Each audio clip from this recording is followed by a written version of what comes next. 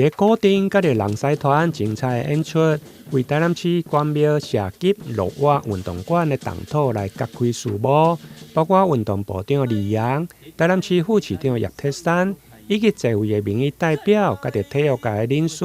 共同舉行動土典禮，場面熱烈。搶土，大地平安，金金得個。你搶土，就個工作順利，電機就掉。三搶土，就個工程圓滿，基本從容。我們所在這個位置大概有1.8公頃左右，那這一次總投入的經費是1.9億。謝謝李部長支持我們1億的經費，掌聲感謝一下好不好？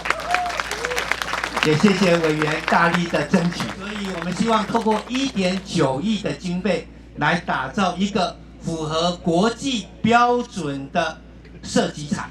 所以剛剛在我們建築師特別有說明的，未來有10米的空氣槍，25米、50米的射擊的場地，另外還有2個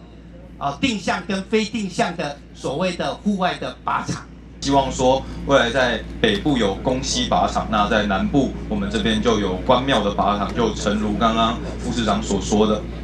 那我們希望南北都有，那讓我們台灣的整體的運動環境可以越來越好，也不會至於這個南北分布不均這樣。我們會希望說，我們不僅可以提供選手最好的訓練場館，也希望在推動運動這一件事情也是可以全民參與。位於關廟深南公園深坑仔段781至44的地號，佔地大約5600坪，市府規劃設置符合國際專業標準的射擊場館，並且結合綠瓦運動的概念，興建南台灣頭一座射擊的運動館，總經費大約1.9億，中央體育部補助1億。規劃地上2層，地下1層，設有10公尺的空氣槍比賽區，以及25公尺甲50公尺的射擊比賽區，多功能的教室，以及定向甲無定向的飛靶比賽區、